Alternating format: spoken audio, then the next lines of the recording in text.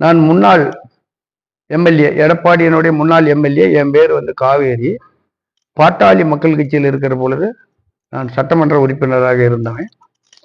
ஒரு 2 நாட்களுக்கு முன்பாக நான் வந்து அனைத்து இந்திய அண்ணா திராவிட முன்னேற்ற கழகத்தில் இருந்தாலும் கூட நான் பாட்டாளி மக்கள் கட்சியில் இருந்த காரணத்தினால மருத்துவர் சின்னையா அவர்கள் ஒருங்கிணைந்து செயல்பட வேண்டும் என்ற நோக்கத்தில் பல விஷயங்களை நான் சொன்னேன்.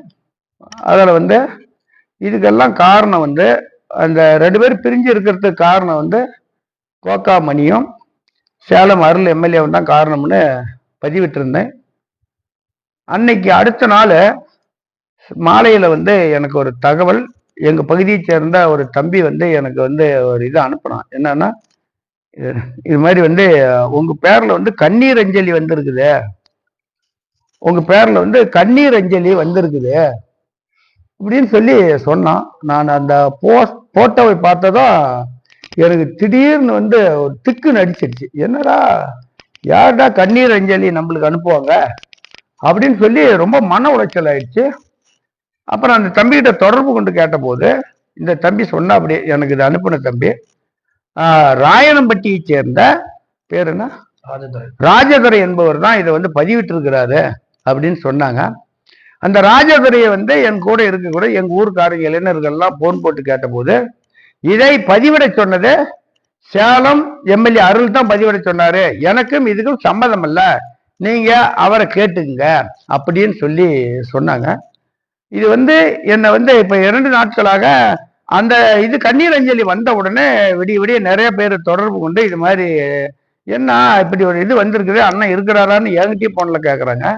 அடுத்த நாள் காலையில வந்து நிறைய பேர் வந்து மாலை எடுத்துக்கிட்டுலாம் வந்துட்டாங்க வீட்டுக்குள்ள. நான் என்னமோ இறந்துட்ட மாதிரியும் மாலை எடுத்துக்கிட்டுலாம் எங்க வீட்டுக்கு வந்துட்டாங்க. அப்புறம் நான் வீட்டுல உட்காந்துருந்தா வந்து என்னை உத்து பாக்குறாங்க. என்னன்னா, இவர் இறந்துட்டா இருக்கிறாங்க, இவர் என்ன உயிரோட இருக்கிறாரு அப்படின்னு வந்து என்ன உத்து பாக்குறாங்க.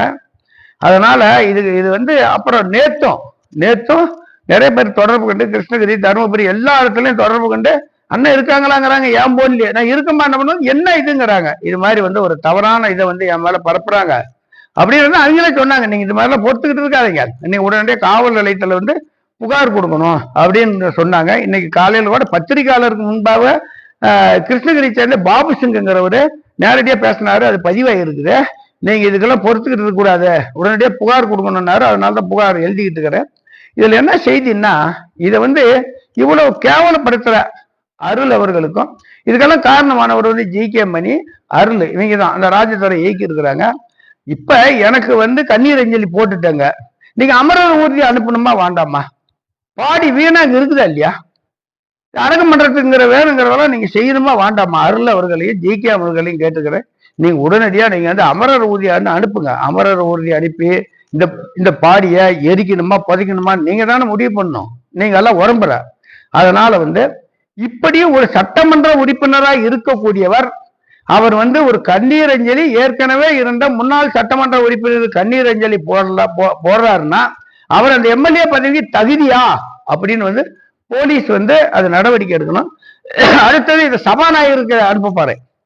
தமிழக சட்டமன்றத்தில் இருக்கக்கூடிய மேதக சபாநாயகர் அவர்களுக்கு இவர் மேல கம்ப்ளைண்ட் பண்ணி, நானும் ஒரு முன்னாள் சட்டமன்ற உறுப்பினர், என்னை வந்து இது மாதிரி வந்து என்னை வந்து இழிவுபடுத்துவதற்காகவும் மன உளைச்சல் பண்ணுவதற்காகவுமே என்னை வந்து இது மாதிரி போட்டிருக்கிறார் அப்படிங்கிறத நான் சபாநாயகருக்கும் இதை அனுப்புவேன், டிஜிபிக்கும் இதை அனுப்புவேன்.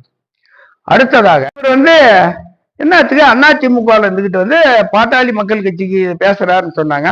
நான் பாட்டாளி மக்கள் கட்சியில் இருக்கிற போதுதான் நான் சட்டமன்ற உறுப்பினராக இருந்தேன். அது மட்டும் கிடையாது, நான் வன்னியர் சங்க காலத்திலிருந்து இந்த கட்சிக்காகவும் சங்கத்துக்காகவும் நான் உழைச்சிருக்கிறேன். இப்ப இருக்கிறவங்களுக்கெல்லாம் தெரியாது, ஐயா அவர்களை இப்ப யாருக்குமே தெரியாது. வாழப்பாடிக்கு பக்கத்துல செக்கிடிப்பட்டிங்கிற ஊர்ல பால்பாண்டிங்கிற ஒரு இன்ஸ்பெக்டர் வந்து ஐயாவை தள்ளிவிட்டாரு. அதுக்கு கூட நாங்க தான் போய் ஐயாவுக்கு அன்னைக்கெல்லாம் பாதுகாப்பு கொடுத்தோம். இப்ப இங்க இருக்கிற அருளுக்கோ மற்றவர்களுக்கு தெரியுமா? ஃப்ரெண்ட் ஆக்கிக்கோங்க. தந்தி டிவியின் சப்ஸ்கிரைபர்ஸ் அண்ட் ஃபாலோவர்ஸ் குடும்பத்துல நீங்களும் இணையுங்க.